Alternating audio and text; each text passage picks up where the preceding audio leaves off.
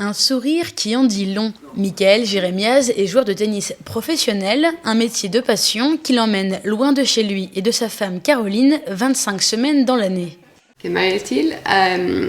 Il est très gentil avec moi, drôle, romantique. Oui, intelligent. D'accord, qu'est-ce que tu m'as fait dire aussi? Intelligent. On passe beaucoup de temps ensemble aussi, on passe 2 semaines et on ne se voit pas. Donc, Oui, c'est vrai, c'est soit tout, soit rien. C'est-à-dire quand je viens, on se voit tout le temps. On est ensemble 24 heures sur 24. Quand je suis pas là, je suis pas là. Son temps libre, il le consacre en partie à l'association Comme les autres qu'il a fondée avec sa femme et son frère Jonathan il y a 4 ans. Leur objectif, accompagner des personnes récemment devenues handicapées dans leur parcours de reconstruction.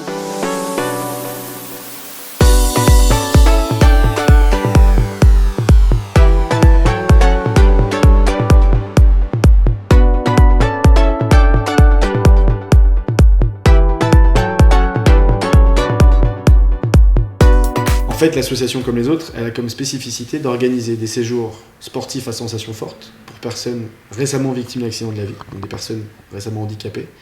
Ça sert un peu de piqûre d'adrénaline. On montre à ces personnes-là qu'on peut faire plein de choses, même quand on est dans un fauteuil roulant. En fait, on essaie de banaliser la différence, banaliser le handicap.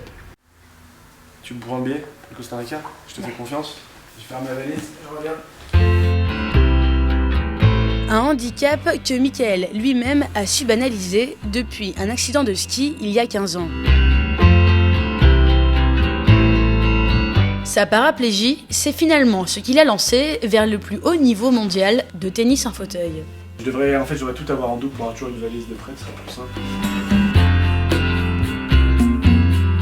Aujourd'hui, Michael est professionnel, c'est-à-dire qu'il peut vivre de son sport. À 33 ans, il collectionne les titres en double et en simple. Il ne lui en manque que 3 pour parfaire sa carrière. Les 3 objectifs, Roland Garros, Masters de simple et la médaille d'or à Rio, qui est évidemment le plus grand rêve. Direction la Turquie. Pour atteindre ses objectifs, il s'entraîne 4 à 5 fois par semaine, ici, à l'INSEP.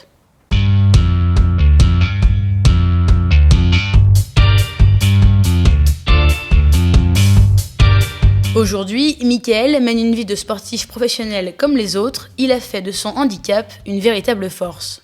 Le sport et le sport de niveau, ça m'a permis de vivre une seconde vie. C'est-à-dire que chaque année, je fête avec mes frères mon anniversaire de mec en fauteuil. C'est une vie extraordinaire, une carrière extraordinaire que j'aurais pas pu vivre debout.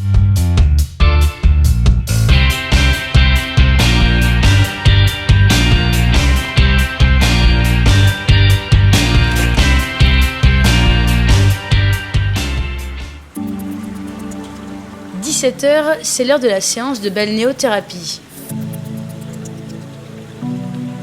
De la préparation à la récupération, le travail des joueurs de tennis en fauteuil est le même que celui des valides. Je déteste le sac. 14 degrés. Un champion de tennis, qu'il soit valide ou handicapé, il va faire de la prépa physique en salle, sur le terrain. Il va faire, il y en a qui vont faire de la course, nous on va faire du vélo à bras, on va faire du rameur. Et ensuite, comme tout sportif, la récup c'est quelque chose d'important parce que quand on a une grosse journée, il faut être capable d'enchaîner.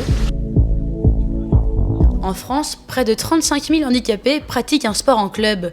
Mais ils ne sont que quelques centaines à avoir choisi le tennis en fauteuil, un des sports les plus difficiles. C'est le sport en fauteuil le plus compliqué à pratiquer. C'est des années avant de maîtriser tous les coups du tennis.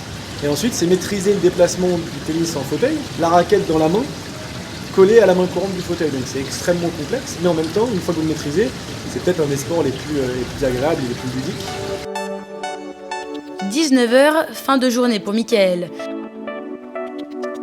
Dans quelques jours, il disputera le mondial de tennis en fauteuil en Turquie, juste avant de se présenter à Roland Garros pour tenter de décrocher l'un des 3 titres qui manquent à son palmarès. Sans pression et toujours avec humour. Là, ce qui est important, c'est la récup. Donc, si tu peux récupérer même en conduisant, ça c'est plutôt cool.